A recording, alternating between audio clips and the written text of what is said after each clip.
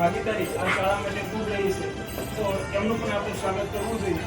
તો એમનું સ્વાગત કરવા માટે હું રાહુલભાઈ ચુડાસમાને વિનંતી કરીશ કે પુષ્પગુચ્છથી એમનું સ્વાગત કરો. અભિવાદન કરો. મનોજભાઈ.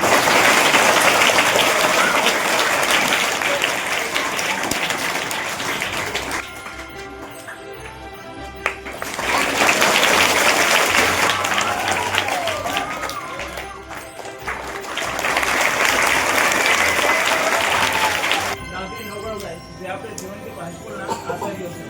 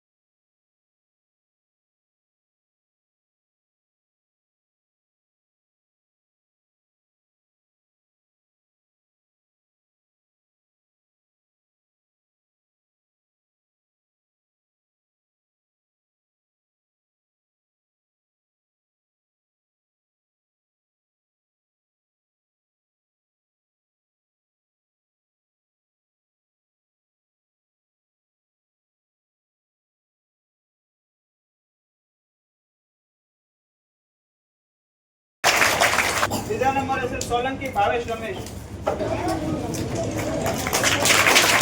પછીની રમત હતી પાસિંગ બોલ.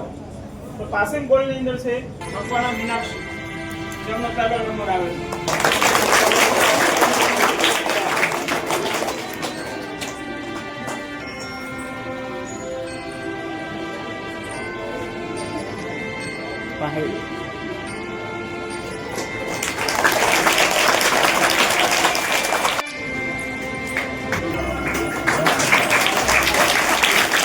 મકવાણા મિલન.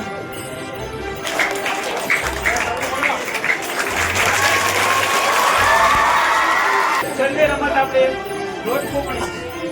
લોટ ફૂંકણીની અંદર છે ભાઈઓમાં ચુડાસમા કૌશિક.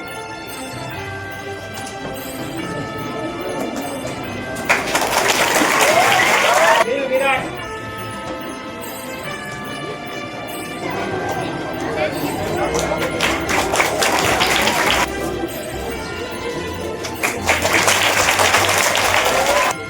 તો બધા જ વિદ્યાર્થીઓને વિનંતી કરું કે એક પછી એક આવી અને આપણે આ જવાનું છે એમને હાથ પહેરાવીને એમનું અભિવાદન કરે.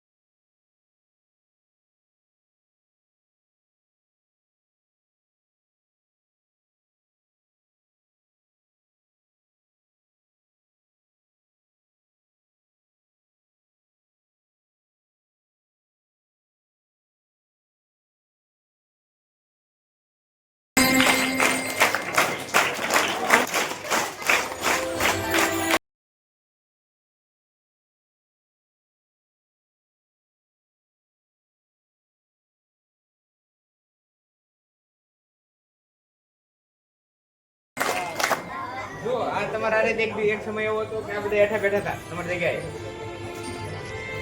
જવું છે બધા ગોળમાં. તો આપણે એવું વિચારતા હોય કે આ ગામના બધા બહાર ભણવા જઈએ આપણે અને એમ આપણે ઓલું કરી ગઈ. જો આ રાહુલભાઈ, હાર્દિકભાઈ એ બધી નાની નાની સ્કૂલમાં જ ભણેલા છે આવી રીતે. અને જ્યાં પાયાનું શિક્ષણ મળે ને એ સરકારી નોકરી લાગે કે તમે હાલો હું કોર્ટ હોય મને 10મા ધોરણમાં બહાર મોકલી ગયો, પાસ દેવા અશક્ય છે. પણ પહેલેથી પાયાનું શિક્ષકોએ આપણે આપ્યું ને એ મહત્વનું છે.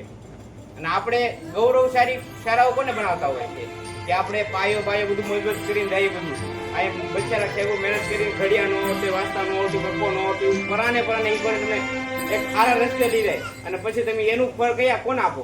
બીજી સ્કૂલને આપો ને. પ્રાથમિક શિક્ષણ સારું હોય છે તો તમે મતલબમાં આગળ જે કરવું એ કરી શકશો. એટલે એવું નથી કે મોટી મોટી સ્કૂલમાં ભણીએ, બસમાં બેસી જઈએ, કે આપણે મતલબમાં સારા યુનિફોર્મ પહેરીને જઈએ, સારી મોટી બિલ્ડિંગ હોય તો નોકરી લેવાય. નોકરી લેવા વાળો ઓડીમાં ભણીને નોકરી લે, એ આપણી ઉપર ડિપેન્ડ રાખે. નીરજ ચોપડા હમણાં ડી શ્રેષ્ઠ માસ્ટર આપણે કહીએ શ્રેષ્ઠ એક ગેમ છે, પણ એમાં એ મેજર ધ્યાનથી પુરસ્કાર લઈને આવી ગયો.